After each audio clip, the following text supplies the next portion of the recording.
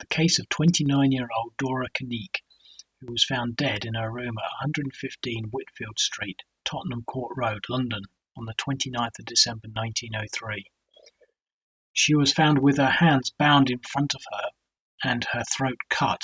However, whilst it was first thought that she had been robbed and murdered, it was later suggested that she might have killed herself. Her death set off rumours that Jack the Ripper was back, the Ripper murders being only 15 years earlier. An open verdict was returned at her inquest on the 2nd of February 1904.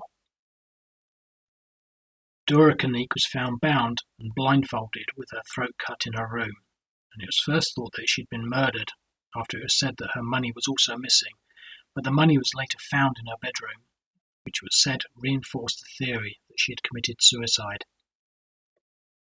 On the night of the murder, she had gone home with a young man and had told a person before she did so that she had £8, 2 shillings and 4d with her.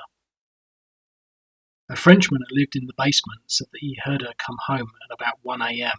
and later at about 6 a.m. he heard a woman cry out as if in pain. He then heard a body fall and the sound of breaking glass like a lamp smashing. Another Frenchman then went upstairs and listened at her door and said he heard 3 long-drawn breaths as of a person suffering. However, he then heard nothing more and went back to bed.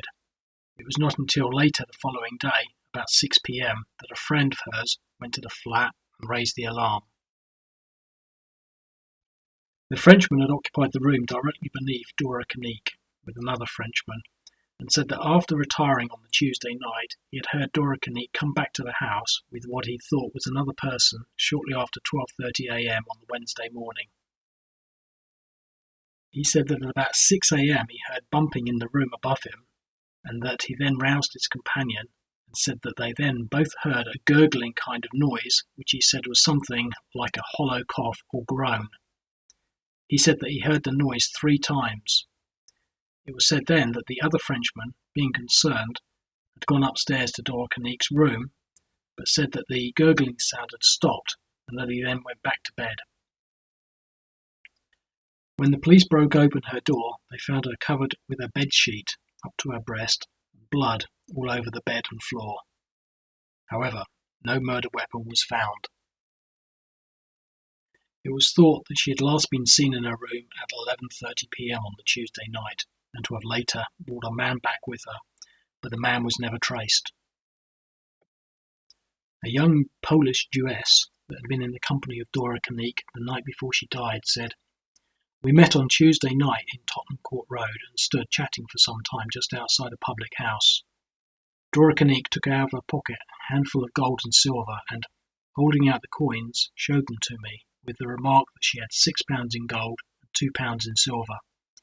She said that this week she was going to visit her husband in prison and added that she wanted to change the silver into gold, and when she saw her husband she would be able to produce to him the £8 as proof that she was not want of funds." Having finished our conversation, we parted, and Dora told me that she was then going home. Yesterday afternoon, about 5 o'clock, I called at her house to see her.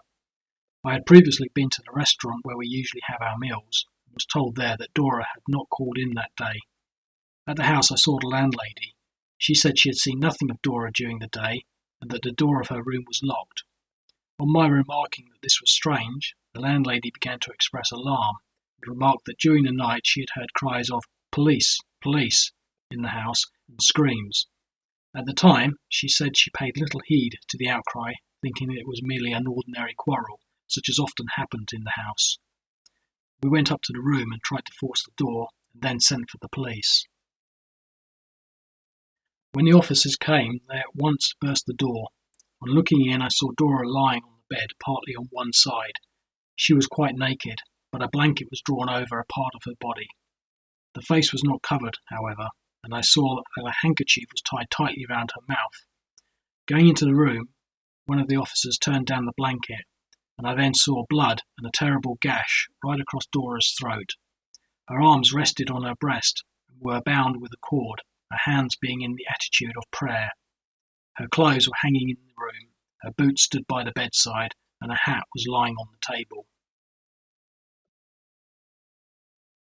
The young Polish Jewess had known Dora Kiernicke well for 12 years and said that Dora Kiernicke had married her brother, a shoemaker, their marriage taking place in Lodz in Russia. She said that when she last saw Dora Kiernicke, she was with a man who she described as height, medium, face, thin and clean-shaven, wearing a light grey suit with a cap, appeared to be an Englishman. She said that before she left, that Dora Kiernicke told her that she was going to take the man home with her, and that she saw them leave together.